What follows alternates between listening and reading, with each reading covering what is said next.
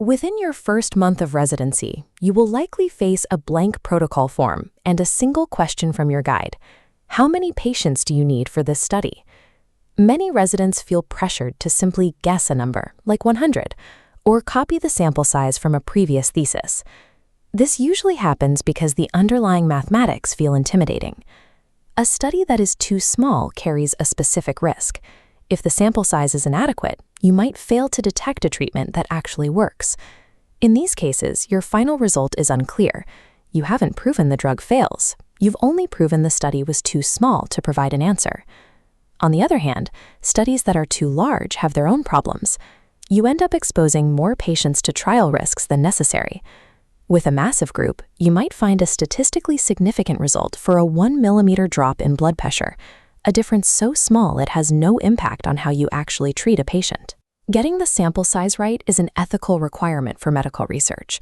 Your goal is to find the minimum number of patients needed to answer your clinical question with total reliability. You can find this number without having a degree in mathematics or memorizing complex textbooks. Calculating a sample size is similar to adjusting the sensitivity on a digital weighing scale. You simply need to set 4 specific dials on the front panel to get an accurate reading. When you understand how these 4 settings work, the calculation becomes a matter of clinical judgment rather than just following a formula. The first dial is alpha, your significance level. This is the risk of seeing a false alarm, conventionally set at 5%. The second dial is power, the chance your study catches a true treatment effect. Most studies set this floor at 80%. These first 2 settings are standard conventions your ethics committee will rarely question.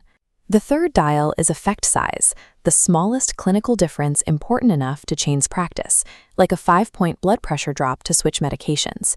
Effect size is a clinical decision, requiring your medical expertise, not a statistical calculation. The fourth dial is variability, how spread out your data is. You must find this expected figure in published literature and cite it in your protocol. Protocols are frequently returned because they lack a proper citation for this variability figure. You need evidence from the literature to justify this setting. Even with your 4 dial set, you might be worried about which of the many formulas in a statistics book to use. Find the correct formula using a simple decision tree, answering 2 questions. First, is your outcome a number, like hemoglobin, or a percentage? Second, are you describing a single group's average or comparing a difference between Group A and Group B? These 2 answers lead you directly to the correct formula. This simple process covers the vast majority of postgraduate dissertations. Once you have your baseline number, you need to account for patients who might drop out of the study before it ends. There is a specific way to calculate this adjustment.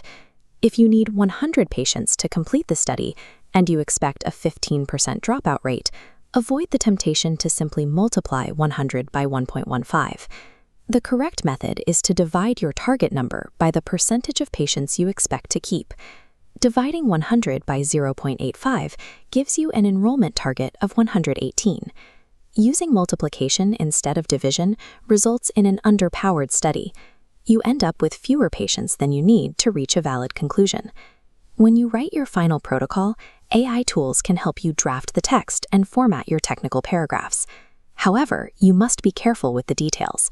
AI often makes mistakes with arithmetic and can create citations for studies that do not exist. You should use AI to help with the writing, but always verify the final numbers yourself. Use a trusted tool like OpenEpi to double-check the calculation before you submit your work.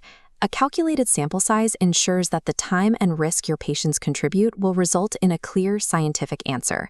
It is a commitment that their participation will truly lead to progress in medicine.